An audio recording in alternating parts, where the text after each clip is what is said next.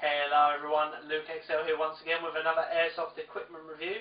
Well, technically it's not an airsoft equipment review today, it's just a general piece of equipment. Today I'm going to be reviewing the Motorola TLKR T6 walkie-talkies. Going to be doing the usual review on them, taking them out of the box, giving you a lowdown on what you get with them and all that sort of stuff. So without further ado, let's get on with the review.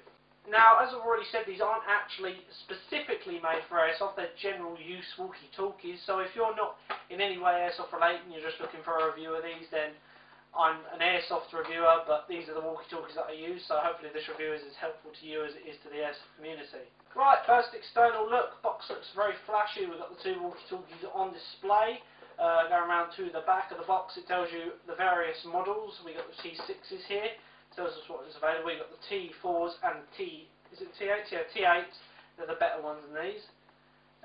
So let's get into the box. Right, so here's the lowdown on what's included in the box. You've got your two walkie-talkies. You've got a charging cradle. You've got a charger. You've got some belt clips which fit on the back, so you can strap them to a belt. You've got two rechargeable batteries which are currently inside the units. Various manuals, and I think that's just about it. So this is the TLKR T6 walkie-talkie. Has a total range of about 8 kilometres. This can be terrain dependable, so 8 kilometres is big enough to cover any airsoft site I know of. The only problem is if you go into a heavily forested area or something like that, you won't get the full 8 kilometres. Now, where I've skirmished, it is covered probably about 2 kilometres, no problem, and that's a totally forested area. When it comes to general use, if you're using these on like building sites or ski resorts or events and such, they do work to their full potential, but just heavily wooded areas they will be interfered. Thick buildings also give interference, so if you're in like the middle of a city or something, these won't do their full 8 kilometre range. But apart from that, they're pretty darn good. Right, so with the battery and all that in, I'm not actually sure how much they weigh, but they are incredibly light, these units. They fit in almost any pouch or bag, or even with the belt strap on, you're not really going to notice it's there. It's about 7 inches from top to bottom, so pretty small when it comes to it. You don't want one of those massive walkie-talkies when you're running around the field. These are quite practical in that sense. These walkie-talkies have a very nice ergonomic design in them, so they can easily be held in both the right hand and the left hand with no problems. They're also a very robust design. I've already dropped these a few times or run about the airsoft field. They've got absolutely no nicks or anything in it. Okay, there was a bit of mud on it when it fell off, but I scraped it off, and they still look as good as the day that I got them. Applying the belt clip on the back of the unit is very simple indeed. It just slots on the back, and to take it off you simply unclip it.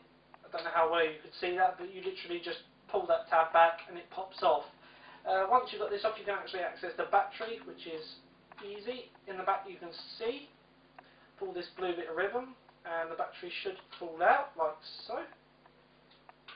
Now this is the rechargeable one. You can stick 4 AAA batteries in there, so if this dies and you don't have anywhere to recharge it and you have to have some batteries, you can actually still use it, which is pretty nice. The batteries are rechargeable from the cradle, so you don't actually need to take these out of the device to recharge the batteries, which is another nice feature. On the top of the unit we have a headset port. This can be used in conjunction with various earpieces and microphones. This is what I just run on mine because it's easier than pressing the button. It also keeps it more discreet when you're in the airsoft field. That set me back about 20 quid. I'll put a link in the description down below where I got that from, if you're interested in something like that. You've got a total of 968 frequencies on this walkie-talkie. That's over 8 channels with 121 codes per channel, so there should be no problem with finding a free channel on these walkie-talkies. You can also have these on a voice detection mode, which I've currently got it set up on at the moment. Now if I just speak into the walkie-talkie, you can actually hear the other one going in the background. This feature can be changed between 5 sensitivity levels. I've currently got it on about 3 or 5 at the moment, but if you have it on 5 or 5 it will hear absolutely everything, and if you have it on 1 it will only hear if you have the walkie-talkie right up to your mouth. This feature's okay, but it can get a little bit annoying if you've got multiple people on the channel. Right, so as I've already said, there are 5 ringtones on this walkie-talkie. You can set between the lot. So if I go to the menu and scroll down to the call signs, this is the first one. It's a standard ring. Second one, third one, fourth one, and fifth one. And you can choose between any one of those call signs. So let's select just the basic one. Right, so another feature on these walkie-talkies is you can actually have a room monitor mode. Now this basically turns the walkie-talkies into a baby monitor. Now in the airsoft field this can actually be used to your advantage. If you needed to find out an enemy location or something like that and you knew enemies were nearly passing through, you could quite easily leave one of these walkie-talkies in the location and have it listen out for enemy units. Now if it hears so much as anything, I've currently got it on the lowest setting so it's not picking me up at the moment. You can leave it on the top setting and if you so much as hear a whisper, it will relay to the other walkie-talkie. Now the other walkie-talkie will not be able to reply back to this one, so there's no chance of you accidentally speaking back to it. This then means you can find out where enemies will be and intercept them. You can also get enemy intel off of it. I haven't put this into practice yet, I really would like to one day, so that's just an idea that I've had. Using the walkie-talkies is very easy, strangely. Like most walkie-talkies, there's a button on the left-hand side of the unit. You simply press it and speak into it, like so. You can probably hear the other walkie-talkie at this moment. When I release the talk button, you get a quick Roger out code to let you know that the conversation is over. Unfortunately, you can't have both walkie-talkies speaking at the same time, so if you have one talking and you try to talk with the other one, it just blanks it out. With more expensive ones, you can have them so they both talk at the same time, but unfortunately these aren't the most expensive ones in the world. Another nice feature on these walkie-talkies is the fact that they have a scan monitor built into them. Now, this is a very handy little bit of kit. You simply go to the menu, it's the first option, just turn it on, and let it go back to the main menu. And once it goes on back to the main menu, you probably can't see this, but it's scanning for all the channels. Now, if it picks up a little broadcast, it will stop and lock onto that channel. This is very handy. Now, I know a lot of airsoft sites don't allow it, but you could generally lock onto an enemy transmission, intercept their radio links. Like I say, a lot of sites don't allow it. The site that I go to doesn't allow it.